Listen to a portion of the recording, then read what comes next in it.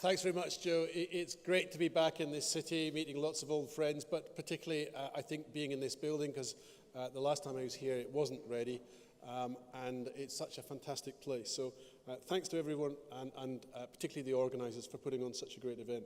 I'm going to talk in our workshops today and tomorrow about the power of small change. Although I'm a practitioner working in many different towns and cities, I'm mainly going to reflect on some of the learning from the Academy of Urbanism, because we study places, particularly leading edge and award-winning places, including, of course, different elements of Derry itself. You'll see some of the places we've studied on the map. There are more that we've been studying this year, and I'm going to reflect on some of those. If you're interested, we publish them. There's material online. We've got books, we've got charters, and we've got a magazine. Some of the ones I'm going to draw from are listed there. So I'm not looking at one particular case study, although I'll end on one. But there's some key themes in there, such as the slow urbanism of Antwerp, which is very small incremental change building up over years. Some of the radical rethinking that Aarhus did when it was European capital of culture. In other words, it wasn't just about the heritage, as we heard there from Wayne. It's also about the people and the innovation and energy. But one of the first rules we discovered is that heritage is important, because many of the great places look after it. That's the war. Some of them don't disrupt your heritage too much. Don't damage the critical capital that will sustain you. But you can see there what the people of Chester did is they nibbled away at the edge of their city wall to put a railway in the 19th century. And they just about got away with it, but I wouldn't recommend it for the future. It's not the right direction.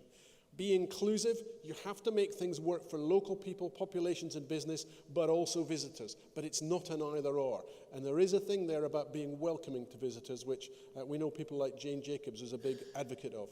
Third rule, try not to just copy. So I'm going to talk about other places, what they're doing, but don't just copy them. Don't create an anywhere place. That's an anywhere postcard with a kind of standard contemporary European every city. Because you get into this tipping point where you can't get back. You've created this standardized place that's lost its authenticity. We've heard a bit about dancing from Wayne, and here we have dancing in the street led by the Mayor of Bristol, George Ferguson. They're a great urbanist. But the buildings are important and the heritage is important, but it's the theatre in the street that matters, old and young. I think there are people over 45, but I think there's some under 45 in there too. Our workshop will be looking at some of these key themes in terms of the small elements, and I'm going to start with the first one. Whether we're old or young, particularly if we're visiting new places, we sometimes need information. So one of the key things is, have we got the right information here for people walking, getting around? Is it in the right place? Is it awful? Is it ugly? Is it unattractive? Does it distract? Does it get in the way?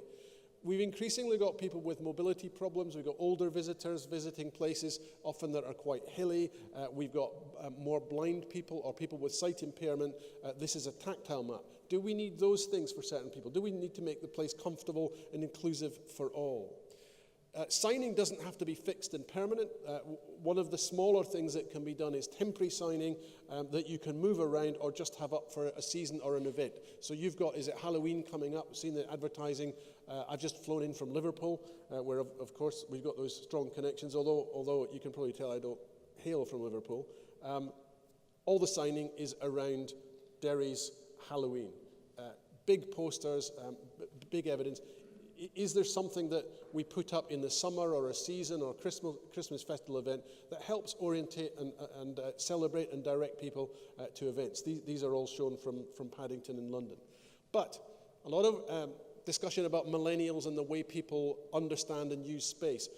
Not everyone gets around using a traditional map or signing. A lot of people get around now, particularly the under 50s, using apps, Google Maps and others. So a lot of the app designers are coming up with things like these penguins. They've been developed in Japan but copied elsewhere, and they're used to attract and draw people to different venues, and they're hugely popular, not just with the millennials, but often particularly with their children. So is there something there that might be worth pursuing? Maybe it's already happening. You can also do signing and orientation through public art, but sometimes it can be attractive, but it doesn't always actually help the signing and orientation and navigation of the place. If you're going to do public art, perhaps do the art for art's sake and make it authentic. So this is around a mill history in Lochee in Dundee. Some of you may know it. know the area or the place, but this is a mill town that was very run down, but they wanted to celebrate the roles of the people who did things there. So it's not simply about the art or the signing, it's also about contribution to the public realm and the street space in a way that's meaningful and authentic. So it's not just dumping something down for the sake of it, although we often see that now around stations and transport infrastructure. Public realm improvements, this is near the main gallery in Cork. You can see how it used to look on the top and the transformation. And this is incremental transformation. There's still traffic getting in, but it shifts the bias towards pedestrians and people using the space in different ways. Now, these are all hugely contentious, and I know you're grappling with parking and access issues, but here's one from the Covent Garden area of London, where they're going from something that's kind of pedestrian and vehicle access to something that is more comfortable and more obviously pedestrian and cycle biased, but you can still get vehicles and access and servicing in. So there is a shift, but you can see that the change in the bollards there and the size and how that space works. And that's the kind of thing that's happening in many places, and that subtle shift. And it doesn't have to be a huge leap to a big expensive scheme. You can do incremental steps. You can see the example of Buchanan Street, which was referred to earlier by Wayne. Buchanan Street, as it used to be when it was first pedestrianised, basically it was painted lines on the street, then it was planters, then it was a cheap scheme, and then it became the expensive scheme that you see on the right. So they're progressive, implementable steps. That's Sauchiehall Street. Doesn't actually look like that at the moment on the left because you've got all the kit in there. They're implementing the scheme and also actually partly pulling down the Glasgow School of Art, sadly, before it gets rebuilt. But that's the streetscape that's going on in the right. Now, whether you agree with it or not, there is more pedestrian space. The cycling space may cut some of that off, but there's more greenery. It's more comfortable, and they're copying some of the practice from elsewhere. That is a big scheme, but it's been built up and headed towards in steps. At the extreme end, you could go for the full Monty with what is often referred to as naked streets. This is Exhibition Road in London. I'm not sure I would advocate this because I'm not content that the vehicles and the pedestrians mix there as comfortably as was planned. So there are tipping points where we can go too far in certain things, and what we've got to try to do is strike the balance right. So the public realm streetscape approach in Sheffield, I think, is a good example. That there are key routes that are pedestrian biased from the station for people using, in this instance, going up the hill to the centre of town, but it's wider footways and better crossings with good lighting phases that are pedestrian biased. That was one of our winners in the public spaces category in the awards. Here's another one under a motorway, wider foot. This was all planted and overgrown and very uncomfortable in the daytime, never mind in the evening. So there was some work done with what are called the metal petals to improve this underpass from the city centre part through the motorways up to Mary Hill and the area around Partick Thistle Football Stadium. One of our great finalists that we visited, and I don't know if some people in the room visited Aarhus last year, they had a really radical change where they lifted up the main flow of river, which had become, it was a street for many years. They lifted it up and opened it into public spaces. The issue here is creating small incidental spaces in sunlit areas. So it's not just creating spaces and leftover space, you're actually creating people space next to viewing points, whether it's, in that instance, the river. Here are some small ones on the Bordeaux and Freiburg, where they're incidental spaces where people can hang out. On the left, waiting for a tram stops, or the one on the right, we wouldn't normally allow this in many places, but there's a channel of water running through that one in Freiburg, and people just hang out, sit and put their feet in the water. The students put their beer in, and the kids put their feet in and drop their ice lollies in. But in lots of other places, we wouldn't do it for health and safety reasons. I want to promote this one because it's something that temporary small things can. This is a parklet. This is a grander version from Boston, but here are some smaller incremental ones. These are just interventions effectively on 1 or 2 or 3 parking spaces. And that's how the Glasgow Sauchiehall Street one started, with just some wooden boarding and colonising the space temporarily. And you can make it grander, like the Turin one with a sort of bar feature, or even where lots of leading temporary things have come from Hungary, from Budapest. Actually, that's a wine bar. It's a container that opens up and closes. So there are these things can be small, low cost, they don't need lots of money, but they can build up towards bigger investments. This is even in a heritage area in downtown Budapest, a solar park. That means that the kit and so on can stay on at night, can stay lit, and people can use it for longer hours to play. We've already heard a bit about car-free days. The key bit here is it's the testing and the prototyping that costs almost nothing. So this is an example from Gothenburg. Some of the leading ones have been done in places like Bordeaux, where you've got a really visionary mayor. But car-free Sundays, you might do 1 or 2, you build it up to 1 or 2 a month, and many places then do it all year, or for huge, let's say Edinburgh, they do it in the festival season. But it's making it far more biased towards pedestrians and families, and it can have a positive impact on the local business and so on.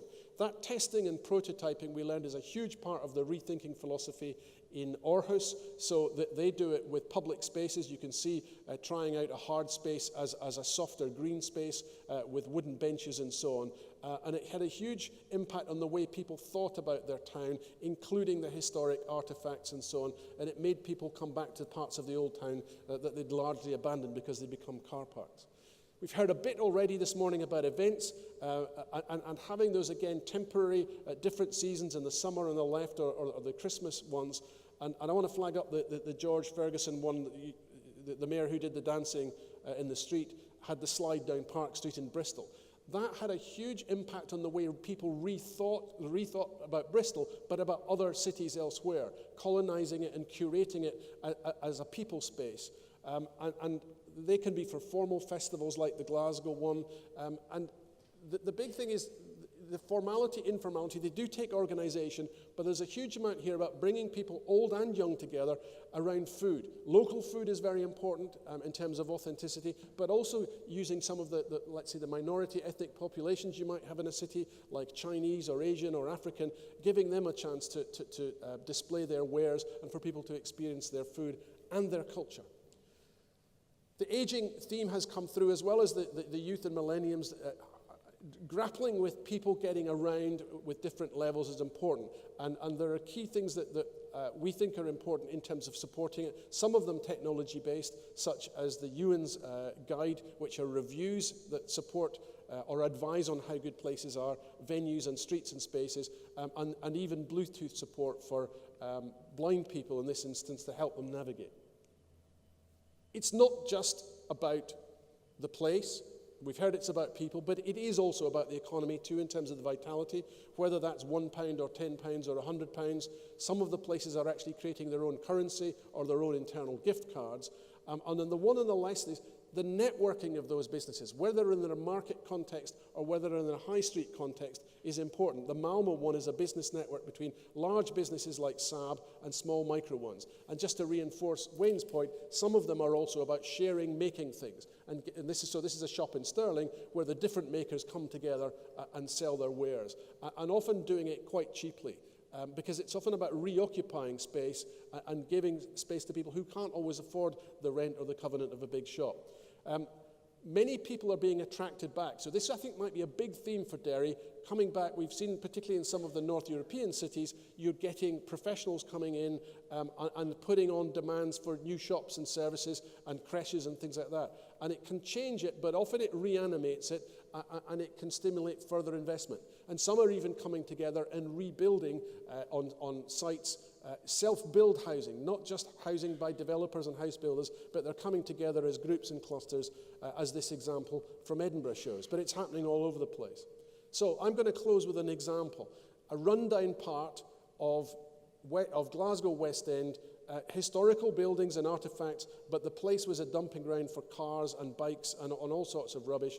This place was up for a finalist award by the Academy of Urbanism. It didn't win in the first instance, but other things were then planned to improve it, rethink the bottom end of that space, which adjoins Byres Road, which some of you may have heard.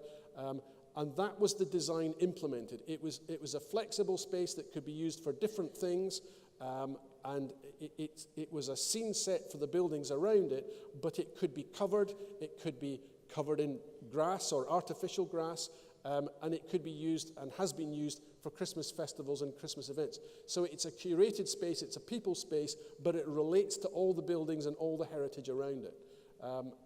Well worth a visit if you get the chance. It's not finished, it's not perfect yet, but it is transformational. So these small things, if you add them up, can have a big effect over time and build confidence in the businesses and the communities. So taking the idea or the design or the proposition and making it happen, and then building on more ideas, again, as Wayne has been suggesting, and more ideas, particularly if some of those are physically transformational, can have a huge effect, as you see at the left side, on the town or the city or the neighbourhood or the high street. If you just have an event and then have another event, but it's not connected and you don't build on it in terms of place, you can have lots of activity. You're putting ideas into action, but you're not necessarily changing the place or necessarily its confidence. But that is still better than having an idea, not implementing it, someone else having an idea, nobody takes it on or supports them, more ideas or plans or discussions or visions. You can see what happens. The place loses its confidence and you actually start running out of ideas. So helping people follow through on their ideas is hugely important, and we're going to be talking about that on whether any of these are useful for Derry and also other ideas that people have got in our workshop sessions. Thanks very much.